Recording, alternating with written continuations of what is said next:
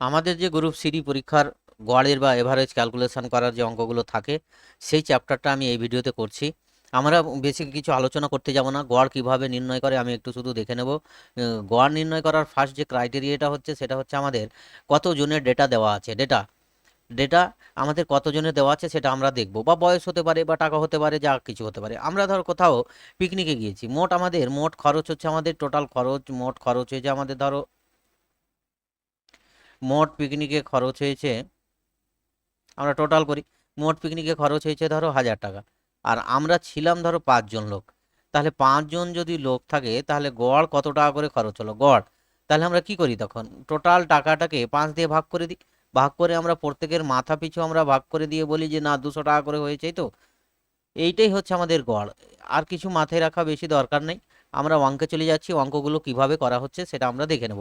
গড় আমরা টোটাল মোট বার করব। মোটকে আমরা মোট সবসময় বার করে আমরা যত জন আছে তত জন দিয়ে ভাগ করে দিলে আমাদের গড়টা বেরিয়ে যায়।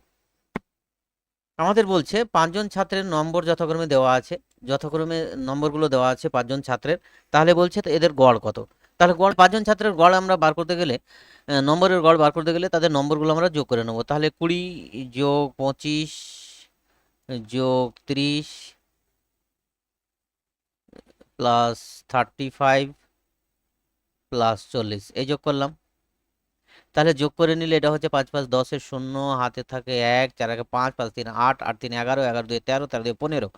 তাহলে 15 হলো কত জনের, 5 জনের। তাহলে 5 জনের যদি হয় তাহলে 5 দিয়ে ভাগ করব। তাহলে 3 5 এ 15, তাহলে কত হচ্ছে 30। তাহলে গড় হয়ে গেল আমাদের 30।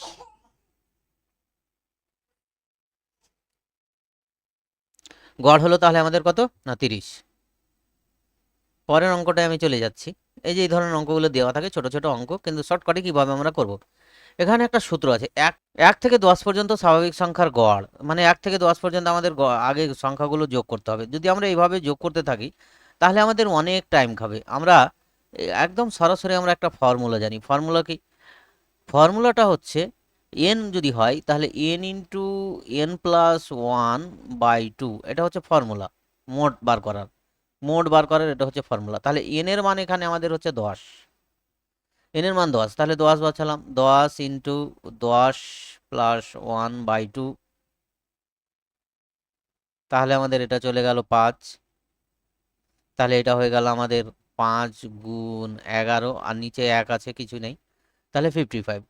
কতটা সংখ্যা বলেছে 1 থেকে 10, তাহলে কত দিয়ে ভাগ করব, 10 দিয়ে ভাগ করব। তাহলে 55কে আমরা 10 দিয়ে যদি ভাগ করে দিই তাহলে হয়ে যাচ্ছে 5.5, 5.5। আমরা দশমিক তোলার নিয়ম জানি, তাহলে 5.5 একদম সহজ, একদম শর্টকাট পদ্ধতিতে হয়ে যায়। যোগ করতে গেলে যোগ ভুলও হতে পারে, আমরা সূত্র দিয়ে যদি যোগ করি তাহলে একদম খুব তাড়াতাড়ি যোগগুলো করে ফেলতে পারবো। তোমরা প্রত্যেকে চ্যানেলটা সাবস্ক্রাইব করে দেবে অবশ্যই, আর কমেন্ট করে জানাবে আমাকে যে কোথায় তোমাদের অসুবিধা আছে। এইবার অঙ্ক বলছে, আমরা অঙ্কগুলোকে আগে ভালো করে পড়ে নেব। 3টি সংখ্যার গড় 20। যদি 2টি সংখ্যা হয়, একটা 15, একটা 25, তাহলে 15 আর 25 যোগ করলে আমরা 3টি সংখ্যার গড় যেহেতু 20, তাহলে 3টি সংখ্যার মোট কত হবে। তাহলে 20কে 3 দিয়ে গুণ করব, 3 20 60। আর আমাদের দুটো সংখ্যা দেওয়া আছে, একটা 15 আর একটা হচ্ছে 25। তাহলে এটা যোগফল বিয়োগ করে দেবো, তাহলে বাকি সংখ্যাটা পড়ে থাকবে। তাহলে 15 আর 25 যোগ করলে কত হয়, 15 আর 25 যোগ করলে হয় 40। তাহলে 60 থেকে যদি 40 বিয়োগ করি কত হয়, 20। তাহলে তৃতীয় সংখ্যাটা হয়ে গেল আমাদের 20। একদম সহজ, কিচ্ছু নেই। পরের অঙ্কটা কি বলছে আমাদের, একটি ক্রিকেট খেলার একজন ব্যাটসম্যানের প্রথম 9 ইনিংসের গড় রান হচ্ছে 40। যদি 10 ইনিংসে সে 70 রান করে তবে নতুন গড় কত হবে। নতুন গড় কত হবে, দেখ 10 ইনিংসে সে 70 রান করছে, খুব ভালো কথা। তাহলে আগে গড় রান কত ছিল, 9 ইনিংসে তার গড় রান ছিল 40। আমি শর্টকাটে কি করে করবো আমি দেখাচ্ছি। 40, তাহলে 70 থেকে 40 বাদ দাও। ফার্স্টে 70 থেকে 40 বাদ দিয়ে দাও। 40 বাদ দিলে আমাদের পড়ে থাকছে 30।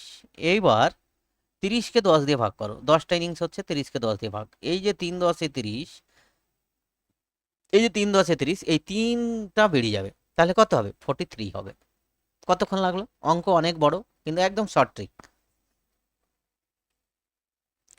পরের অঙ্কটা দেখো, কোনো পরীক্ষায় 50 জন ছাত্রের গড় নম্বর হচ্ছে 50 জন ছাত্র সংখ্যা হচ্ছে 50, গড় নম্বর হচ্ছে 40। এগুলো দেখে রাখবে। যদি পরে দেখা যায় একজন ছাত্রের নম্বর 60-এর বদলে 80 ধরা হয়েছে, মানে বেশি ধরে নিয়েছে। কত বেশি ধরেছে? তাহলে 60 ছিল কিন্তু ধরে নিয়েছে ও 80, হতো 60। তাহলে আমাদের 20 বেশি ধরেছে। 20 কত ধরেছে? 20 আমাদের বেশি ধরেছে। 20 বেশি ধরেছে। তাহলে 20 যেহেতু বেশি ধরেছে, তাহলে আমাদের কি হবে? 20 আমাদের বেশিটা কমে যাবে। তাহলে 20-কে 50 দিয়ে ভাগ করো, প্রত্যেকের মাথা থেকে কমবে। তাহলে আমরা ভাগ করে দিচ্ছি 50 দিয়ে। তাহলে এটা হচ্ছে 2/5। 2/5 মানে আমাদের শর্টকাট পদ্ধতি আরও আমরা জানি, উপরে নিচে 2 দিয়ে গুণ করে দাও, ভাগ করতে যেতে হবে না। তাহলে এটা হয়ে যাচ্ছে 4/10। তাহলে এটা হয়ে যাচ্ছে 0.4। তাহলে 0.4 প্রত্যেকের মাথা থেকে কমবে। তাহলে 40 থেকে আমাদের 0.4 বাদ দিয়ে দাও, 0.4 বাদ দিয়ে দাও। তাহলে এটা হয়ে যাচ্ছে 10। এটা দুটো শূন্য নেওয়া ধরো একটাই। এটা হয়ে যাচ্ছে 6, এটা হয়ে যাচ্ছে 9, এটা হয়ে যাচ্ছে 3। তাহলে 39.6 আনসারটা কত হলো? 39.6। পরের কোশ্চেনটা কি বলছে দেখো। তোমরা খালি দেখো, টেকনিকগুলো দেখো, একদম কত সহজে, কত অল্প সময়ে অঙ্কগুলো করে দিচ্ছি। হ্যাঁ, দুটি গ্রুপের ছাত্র সংখ্যা যথাক্রমে 30 ও 20। একটাতে আছে 30 জন আর একটাতে আছে 20 জন। প্রথম গ্রুপের গড় আছে 60, দ্বিতীয় গ্রুপের গড় নম্বর হচ্ছে 70। সমগ্র গড় তাহলে মোট বার করতে হবে। প্রথম গ্রুপের হচ্ছে 60, তাহলে 60 গুণ আমরা করব 60 গুণ 300, এই 30 যোগ 20 গুণ 70। আর মোট কতজন আছে? মোট আছে 20। 30 যোগ 20, এটা হচ্ছে মোট। তাহলে এটা হয়ে যাচ্ছে 50। হয়ে গেল।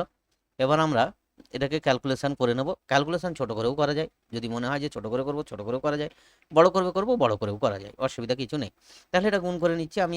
একদম এক তো ছোট করতে যাচ্ছি না। 3 6 18, দুটো শূন্য, 7 2 14, দুটো শূন্য বাই 50।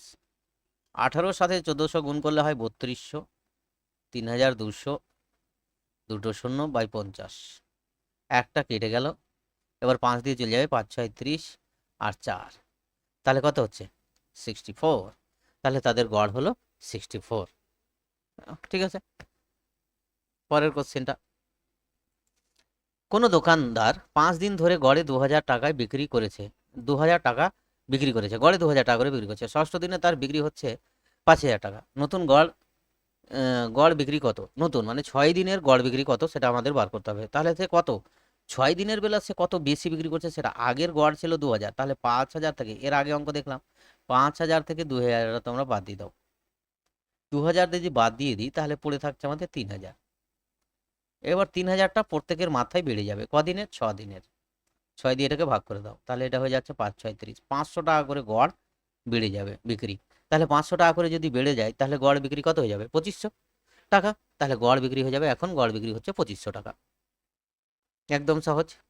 এটা বলছে একজন শিক্ষক মাসিক বেতন 24,000 টাকা, তিনি 5 মাস ধরে এই বেতন পেয়েছেন। 24,000 টাকা করে 5 মাস পেয়েছে, ভালো কথা।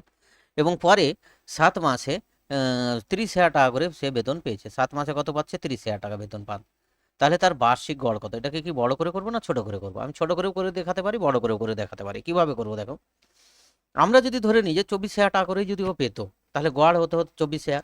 তাহলে গড় 24,000 হতো, 7 মাসও যদি 24 করেই পেতো, তাহলে বেড়েছে কত? 30 থেকে 24,000 বাদ দিলে ও বেড়েছে 6,000 টাকা। ওর মাসে বেড়েছে। ক মাস ধরে 6,000 টাকা করে বেড়েছে? 7 মাস। তাহলে এই টাকাটা ওর বেড়ে যাবে। 12 দিয়ে ভাগ করে দাও, তাহলে গড়টা এর বেড়ে যাবে। কত হচ্ছে তাহলে? 5 12 60, 500। তাহলে 5 7 35, 3500 টাকা করে বেড়ে যাবে। আমি কত ধরেছিলাম? 24,000 টাকা করেই যদি সে পেত, তাহলে তার হচ্ছে 24,000-এর সাথে আমাদের কত যোগ করতে হবে? 24,000-এর সাথে আমাদের যোগ করতে হবে 3500। 3500 যোগ করে দিলেই আমাদের হয়ে যাবে 27,500 টাকা। 27,000 কতক্ষণ লাগলো? বেশি গুণও করতে হলো না। তাহলে 7,500 টাকা তার এখন গড় হবে, বেশি গড়। তারপরে অঙ্কটা কি বলছে? 3 ভাইয়ের গড় বয়স 15 বছর। গড় বয়স কিন্তু 15 বছর। যদি তাদের বয়সের অনুপাত 2:3:4 হয়, তবে বড় ভাইয়ের বয়স, বড় মানে হচ্ছে এখানে বড় হচ্ছে এর বয়সটা হচ্ছে যার এইটা লাস্টে, তার বয়সটা হচ্ছে বড়। তাহলে 3 ভাইয়ের মোট বয়স কত হবে? 45। 3 15 45, 3 দিয়ে গুণ করে দিলে মোট গড় থেকে আমরা মোট বার করতে পারি। ইন্টু আমরা কি করব? 4/9 করব। 4/9 করলে এখানে 5 4 হলে 4 5 20। তাহলে কত বছর হলো? 20 বছর। কতক্ষণ লাগলো? তাহলে বড় ভাইয়ের বয়স হচ্ছে 20 বছর। পরের অঙ্কটা বলছে একটি ক্রিকেট টিমের 11 জন খেলোয়াড়ের গড় বয়স 20 বছর। গড় বয়স 20 বছর। যদি একজন খেলোয়াড়ের বয়স বাদ দিয়ে দেওয়া হয় তবে গড় বয়স হয়ে যাচ্ছে 19 বছর হয়। গড় বয়স হয়ে যাচ্ছে তখন 19 বছর। বাদ দেওয়া খেলোয়াড়ের বয়স কত? তাহলে আমাদের বাদ দিয়েছে যে খেলোয়াড়টাকে, তার জন্য আমাদের 1 বছর করে কমে যাচ্ছে। আগে ছিল 20, এখন হয়ে যাচ্ছে 19 তাদের। তাহলে 19 বছর যদি বয়স এখন হয়, তার যদি বয়সটা 19ই হতো, তাকে বাদ দেওয়ার ফলে কিন্তু এক এক করে কমে গেছে। তাকে বাদ দেওয়ার ফলে, তাকে যেহেতু একজনকে বাদ দিয়েছে, তাকে বাদ দেওয়ার জন্য আমাদের তারও কি ছিল গড় 20, তাহলে তাকে বাদ দেওয়ার জন্য 1 বছর করে কমে গেছে। তাহলে কতজনের 1 বছর করে কমেছে? 10 জনের বয়স 1 বছর করে কমিয়ে দিয়েছে। সে যেই বাদ দিয়ে গেছে, 10 জনের বয়স 1 বছর করে, তাহলে মোট 10 কমেছে। তাহলে কোথা থেকে 10 কমলো? কোথা থেকে 10 কমলো? তাহলে তার বয়স তাহলে কত ছিল? তার যদি 20 বছর হতো, 20 হতো, তাহলে আমাদের 20, তাহলে আমাদের 1 বছর করে কমছে 10 জনের, মানে 10 বছর কমছে, আর তার 20 বছর ছিল ধরো বয়সটা। তাহলে তার বয়স কত হচ্ছে? 20 + 10 মানে কত? 30 বছর। 30 বছর কমেছে বলেই তো 1 বছর করে কমে গেছে, তাই না?